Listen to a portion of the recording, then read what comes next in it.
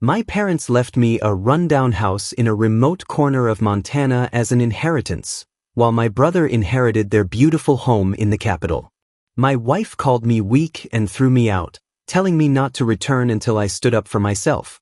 I drove to Muamikranulfanualfa, heartbroken and curious, but when I stepped inside the house, what I found left me stunned. The lawyer's office felt like a mausoleum, the air heavy with the scent of old parchment and the cold, clinical finality of death. I, Brooks Anderson, sat in a high-backed leather chair that felt too big for me, my hands trembling slightly in my lap. To my right sat Spencer, my younger brother, smelling of expensive cologne and radiating the kind of effortless confidence that had defined his entire life.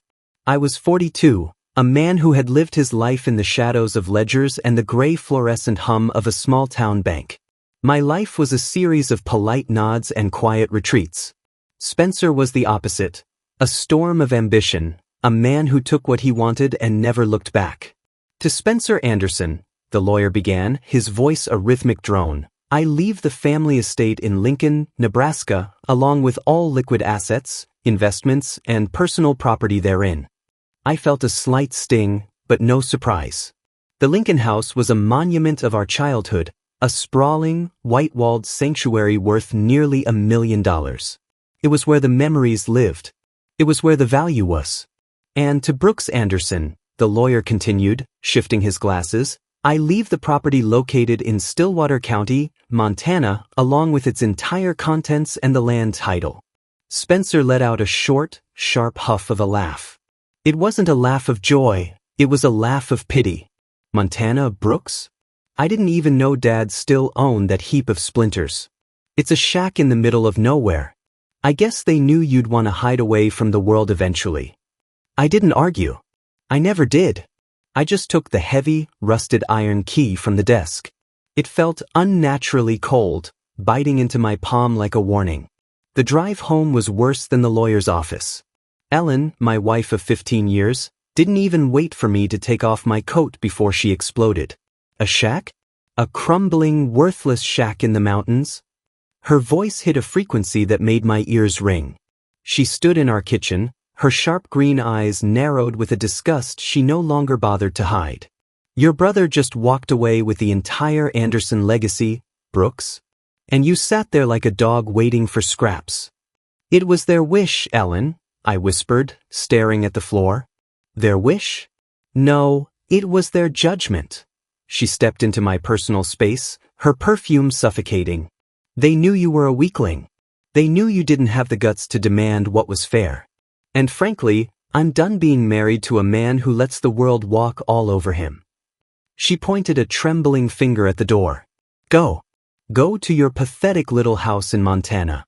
Don't you dare come back to this house until you find some pride. I want a man, Brooks. Not a ghost. I didn't fight. I didn't scream. I simply packed a single suitcase, grabbed my keys, and walked out into the Nebraska night. The silence of the car was a relief, but the words, weakling, and ghost, looped in my head, synchronized with the rhythmic thrum of the tires on the asphalt. I drove for 14 hours. The flat plains of the Midwest slowly crumpled into the jagged, intimidating majesty of the Rockies. As the sun began to dip below the horizon, painting the sky in bruises of purple and gold, I saw it. The house. It sat on a jagged ridge, surrounded by towering pines that swayed like morning sentinels. It was worse than the photos. The roof was sagging like a tired old man's back, the shingles peeling away like dead skin. The windows were clouded, reflecting the dying light in a way that made the structure look blind. I stepped out of the car. The air here was different, thin, sharp, and smelling of ancient earth and resin. My heart was pounding, a frantic drum against my ribs. I approached the door. The wood was grayed by decades of mountain winters, scarred by wind and time. I inserted the rusted key. It resisted at first, a stubborn guardian of the past, then turned with a heavy, metallic clunk that echoed through the silent woods. I pushed. The door groaned on its hinges, a sound like a dry throat screaming. The smell hit me first. Not just dust, but something deeper. Something metallic. Something sacred. I stepped into the darkness, my flashlight cutting a lonely path through the thick, stagnant air. I didn't know it yet, but the man who walked into that house would never walk out. Brooks the banker was dead. And something much older, something much more dangerous, was waiting to be woken up.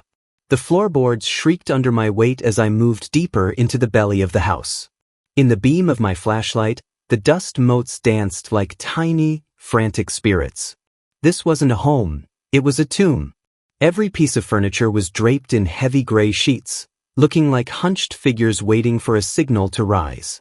I wandered through the kitchen, where a rusted stove stood cold and dead, and into a narrow hallway. My mind was a storm of Ellen's insults and Spencer's mocking laughter. A heap of splinters, he had called it. But as I walked, I felt a strange vibration in the soles of my feet. It wasn't a tremor of the earth, it was a hum, a low-frequency resonance that seemed to emanate from the very timber of the walls. I reached the end of the hall. Most of the doors stood ajar, revealing empty, decaying bedrooms. But the final door was different. It was crafted from solid, dark oak, untouched by the rot that claimed the rest of the house. There were no brass knobs or modern locks. Instead, the wood was carved with agonizing detail, eagles with wings that seemed to twitch in the flickering light, and a sun that radiated lines so sharp they looked like they could draw blood. I reached out. The wood was warm. I tried the door, but it was frozen shut. I checked the bundle of keys the lawyer had given me, but none of them fit the invisible lock. Frustration, fueled by days of suppressed rage, finally boiled over. I threw my shoulder against the oak. And again. Open up. I hissed, my voice cracking in the silence. I stumbled back, my flashlight catching a glint of something near the baseboard. I knelt, my knees cracking on the floor. There was a hidden seam in the wainscoting. With trembling fingers, I pried at the wood. It gave way with a sickening snap, revealing a small, recessed lever. I pulled it. A heavy mechanical thud echoed behind the door, and it swung inward with a ghostly smoothness. I stepped inside and my breath hitched. My flashlight beam hit gold, red, and the purest white I had ever seen. This wasn't a room, it was a sanctuary. The walls were lined with cedar shelves, and on them sat history. I saw pottery with geometric patterns that seemed to vibrate, leather shirts stiff with intricate quillwork, and in the center, resting on a pedestal of stone, was a massive headdress of eagle feathers, their white plumes tipped in black, standing as proud as a crown. In the corner sat a heavy wooden chest, bound in iron and carved with the image of a wolf howling at a silver moon. I approached it as if I were approaching a wild animal. My hands were shaking so violently I could barely grip the lid.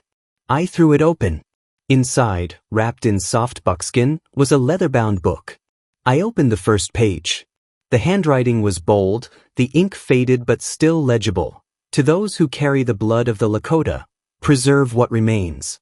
The world will try to buy your soul, but the spirits do not have a price. Joseph Anderson, 1947. I sank to the floor, the book heavy in my lap. I began to read, and as I did, the gray, boring world of Lincoln, Nebraska, began to dissolve. My grandfather hadn't just lived here. He had been a guardian. He wrote of my great-grandfather, Wakantanka, a name that meant great spirit. He described a man who refused to let his culture be turned into a museum exhibit. He wrote of the hidden years, when the government tried to scrub the Lakota identity from the map, and how our family had smuggled these sacred items into the mountains to keep them from being burned or sold to private collectors. Your father, William, chose to run, the journal read. He chose the city and the suit because he was afraid of the burden. But the blood does not forget. It only waits. I realized then that my parents hadn't left me a crumbling house as a punishment. They had left me a fortress. They had left me the only thing that actually mattered. Suddenly, my phone buzzed in my pocket, shattering the silence. It was a text from Spencer. Hey, big brother. Just checked the property records. That land in Montana is sitting on a massive quartz vein and possibly gold. A developer just offered me $500,000 just for the lead. I'll give you 10% if you sign the deed over to me tonight. Don't be a fool, Brooks. Take the cash before the roof caves in. I looked at the text, then at the eagle feathers. I looked at the image of the wolf. For the first time in my life, I didn't feel like yielding. I felt a cold, sharp blade of iron forming in my spine. I typed back 4 words, "The house stays mine." I stood up, wiping the tears from my face. I wasn't just a banker anymore. I was the descendant of a great spirit, and I could feel the ancestors watching from the shadows, waiting to see if I was strong enough to hold the line. 3 days later, the silence of the mountains was broken by the roar of a high-performance engine. I was on the porch, my hands stained with the dust of the house I was slowly cleaning, when a obsidian-black SUV pulled up the dirt track, kicking up a cloud of grit. Spencer stepped out, looking like he had just stepped off a yacht. He took one look at me, sweaty, disheveled, and holding a broom, and smirked. "God, Brooks. You actually look like you belong here. Among the ruins." He walked up the porch steps, not waiting for an invitation. "I got your text. I assume you were joking. Or maybe the mountain air has thinned your blood." "I wasn't joking, Spencer," I said, my voice lower than usual. "The house isn't for sale. Neither is the land." Spencer's smile didn't falter, but his eyes turned predatory. "Listen to me, you idiot. I've done the math. The Lincoln estate is great, but it's a liability. This land? This shack? It's a gold mine. I've already contacted a firm in Chicago. They don't just want the land, they heard rumors about artifacts. Private collectors pay millions for authentic Lakota pieces. Millions, Brooks." He stepped closer, his expensive cologne clashing with the scent of pine. "Think about Ellen. She calls me every day, crying, telling me how miserable she is because her husband chose a pile of dirt over his own family. You want her back? Sell this place. Give me the artifacts. I'll handle the dirty work, and we'll both be richer than Dad ever dreamed." I looked at my brother. I saw the greed, the hollowness, the same arrogance that had made me feel small for 40 years. "You want to see what's inside?" I asked quietly. Spencer's eyes lit up. Finally, common sense. I led him to the secret room. I watched his face as he saw the headdress, the pottery, the history. He didn't see beauty. He didn't see the struggle of a people. He saw dollar signs. He reached out to touch the eagle feathers, his fingers twitching. "Get your hands off that," I snapped. Spencer jumped, startled by the venom in my voice. "Excuse me?" "That headdress was worn by a man who fought to keep his people alive," I said, stepping between him and the pedestal. "It wasn't made to be a centerpiece in a Chicago penthouse. It's not a trophy. It's a soul. It's a bunch of feathers, Brooks." Spencer shouted, his face reddening. "You've always been like this. Pathetic. Attaching feelings to things that don't have a pulse. You're a banker, for God's sake. Act like one." "I am acting like one," I replied, my heart thumping a steady, powerful rhythm. "I'm protecting the most valuable asset this family has ever owned. And you're not authorized to touch it." Spencer glared at me, his hands balled into fists. "You think you're tough now because you found a secret room? You're still the same weakling who let me take the bigger slice of cake for 30 years.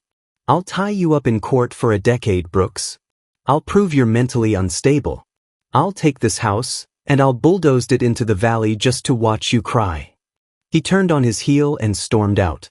As the SUV screeched away, I felt a tremor of fear. Spencer was powerful and he was cruel. But then I touched the sweetgrass necklace I had found in the chest.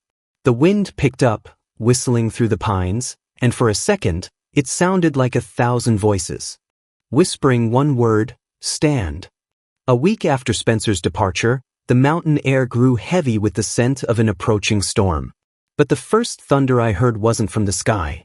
It was the sound of a luxury sedan idling in my driveway. Ellen stepped out. She looked entirely out of place in her designer trench coat and high heels, her blonde hair perfectly coiffed despite the Montana wind. She stared at the house, now partially repaired, the sagging porch braced and the windows cleaned, with a look of profound disbelief. "Brooks?" she called out, her voice softening as I stepped onto the porch. "My God, look at you." I didn't look like the man she had kicked out. My skin had tanned under the high-altitude sun, my hands were calloused, and the nervous twitch in my eye was gone. I wore a simple work shirt and the sweetgrass necklace beneath my collar. "Hello, Ellen," I said. I didn't move toward her. She climbed the stairs, her expression shifting into that practiced, manipulative warmth she used on high-end real estate clients. "I've been so worried. Spencer told me you'd gone off the deep end. He said you were living in a ruin, talking to ghosts." She reached out to touch my arm. "I was wrong to kick you out, Brooks. I was frustrated because I knew you were capable of so much more. And look, you found it. You found the treasure." "It's not treasure, Ellen. It's history. Whatever you call it, it's worth a fortune," she whispered, stepping closer, her green eyes shimmering with a sudden, sharp greed. "I've already talked to an auction house in New York. If we move fast, we can list the collection before the market dips. We could buy that estate in Aspen you always liked. We could be us again, but better. Wealthy. Respected." I looked at her, and for the first time, I saw her clearly. She didn't love me. She loved the version of me she could control, the one she could use to fund her ambitions. "I'm not selling, Ellen. Not a single bead. Not a single feather." Her face transformed. The warmth evaporated, replaced by a cold, jagged mask of fury. "Are you insane? You're going to rot in this shack for a bunch of dead people? You're a banker. You understand value. These things are just objects." "To you, maybe," I replied, my voice as steady as the mountains behind me. "But to me, they are the only reason I finally know who I am. You told me not to come back until I proved I was a man. Well, this is it. A man protects what is sacred. If you can't see that, then you never knew me at all." She let out a bitter, jagged laugh. "You're still a loser, Brooks. You've just traded a desk in Nebraska for a grave in Montana. Enjoy your dirt." She turned and marched back to her car, the gravel spitting under her tires. I watched her go, feeling a strange sense of mourning, not for her, but for the 15 years I had spent trying to please a woman who saw my soul as a line item on a ledger. The next morning, I was visited by a man who didn't come in a luxury car. He arrived on an old, mud-splattered horse, his silver hair tied in a long, neat braid. This was Samuel Black Elk. He had heard from the local university archaeologist that a descendant of Joseph Anderson had returned. Samuel didn't ask about the value of the house. He didn't ask about gold. He walked into the secret room, and when he saw the eagle feather headdress, he took a deep, shuddering breath. He began to chant, a low, melodic vibration that seemed to make the very dust in the room settle in reverence. "You have kept the fire burning, Brooks Anderson," Samuel said, his eyes sharp and wise. "Your grandfather Joseph was a keeper. He knew the world was coming to eat the heart of our people. He hid these things so that one day, when the world was loud and empty, someone would come back to listen." "I don't know how to lead, Samuel," I admitted, the old doubt flickering for a moment. "I'm just a banker." Samuel smiled, a roadmap of wrinkles etching his face. "An eagle doesn't ask how to fly. It simply waits for the wind. Your brother and your wife, they are the wind. They are testing your wings. But you are not walking this path alone." Over the next month, Samuel became my mentor. He didn't teach me how to balance books. He taught me the language of the Lakota. He taught me the songs that my great-grandfather Wakantanka had sung before battle. He introduced me to the local community, people like Rose White Deer, who showed me how the patterns in the pottery weren't just art, but maps of the stars and the soul. I spent my days restoring the house, but I wasn't making it a home for myself. I was making it a cultural center. I used my life savings, the money Ellen hadn't managed to spend, to buy lumber and supplies. The local Lakota youth started coming by, their eyes wide as they saw the artifacts their grandparents had only whispered about. But the storm hadn't passed. It was merely gathering strength. One evening, a man in a dark suit arrived with a legal summons. Spencer wasn't just threatening anymore. He had filed a lawsuit to contest the will, claiming I had undue influence over our parents and that I was mentally incompetent to manage a property of such historical and financial significance. The summons was accompanied by a private offer: give up the artifacts, and he would drop the suit. Keep them, and he would bankrupt me. I stood on the porch that night, looking at the necklace Samuel had given me, a piece of sweetgrass and a single blue bead. I realized that the weak Brooks would have signed the papers. He would have apologized for the trouble and slunk back to a gray life. But the man standing on that porch was the descendant of Wack and Tonka. I didn't feel like a banker anymore. I felt like a warrior. And a warrior doesn't negotiate with vultures. The courtroom in Billings, Montana, was a sterile contrast to the wild, pine-scented air of Coldwater. I sat at a small wooden table, my back straight, wearing the only suit I hadn't thrown away. Across the aisle, Spencer sat with a team of 3 high-priced lawyers. He looked at me with a mixture of pity and annoyance, as if I were a bug he was tired of trying to squash. The judge, a woman named Martha Vance, had a face like carved granite. She had seen every kind of greed a family could conjure, and she looked unimpressed by Spencer's legal team as they spun a tale of my unstable behavior and the unfathomable waste of letting a multi-million-dollar collection sit in a shack. Your Honor, Spencer's lead attorney argued, Mr. Brooks Anderson has no background in curation. He is a man suffering from a midlife crisis, hoarding national treasures in a fire trap of a house. For the sake of the artifacts and the estate, the property should be placed under the conservatorship of his brother, a proven businessman. When it was my turn to speak, I didn't read from a legal brief. I stood up, and for a moment, the room felt smaller. I could feel the weight of the sweetgrass necklace beneath my shirt. I am a banker by trade, I began, my voice clear and resonant. I spent 20 years calculating the value of things based on interest rates and market trends. I lived a life where everything had a price. But my father and mother didn't leave me a house to sell. They left me a bridge. I looked directly at Spencer. My brother sees a quartz vein and a profit margin. But these items, the headdress, the drums, the journals, they aren't assets. They are the heartbeat of a people that the world tried to silence. My grandfather Joseph hid them because he knew that one day, one of his bloodline would need to find their way home. I am that descendant. And I am not hoarding them. I am returning them. I presented the judge with a signed charter. While Spencer had been hiring lawyers, I had been working with Samuel Black Elk and the Lakota Tribal Council. I had legally deeded the contents of the house to a non-profit tribal trust, appointing myself only as the land's caretaker.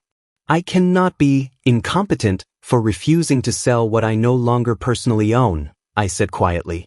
The treasure Spencer wants is already back in the hands of the people it was stolen from. He can sue me for the dirt, but the soul of the house is gone. The silence in the courtroom was absolute. Spencer's face turned a shade of purple I had never seen. He realized in that moment that he hadn't just lost the money, he had been outmaneuvered by the man he called weak. Judge Vance looked at the charter, then at me. A small, almost invisible smile touched her lips. The will is clear. The property belongs to Brooks Anderson. And his commitment to the cultural preservation of these items is not a sign of instability, it is a sign of character. Case dismissed. 1 year later, the crumbling house was unrecognizable. The cedar wood had been oiled to a rich, glowing amber. A large, open-air pavilion stood where the old barn used to be, and the sound of children's laughter echoed through the pines. It was the opening day of the Wakan Tonka Cultural Center. I stood on the porch, watching Rose White Deer teach a group of teenagers how to weave the patterns of their ancestors. Samuel Black Elk sat in the sun, tapping a small deer-hide drum, his eyes closed in a peaceful trance. I had received a letter from Ellen a few months prior, asking for a reconciliation. I hadn't replied. Some bridges are meant to be crossed, and others are meant to be burned so you can't go back to the person you used to be. Spencer had vanished into the world of high-stakes real estate, still chasing a hunger that would never be satisfied.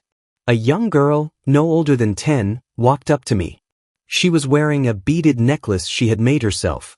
"Mr. Brooks," she asked, "is it true that a great spirit lives in that room?" I knelt down so I was eye level with her. I thought about the man who had walked into this house with a rusted key and a broken heart.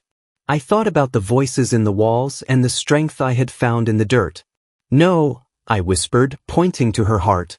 "The Great Spirit lives in you. The room is just where we go to remember it." As the sun began to set over the Montana peaks, painting the sky in the colors of the eagle feathers, I felt a hand on my shoulder.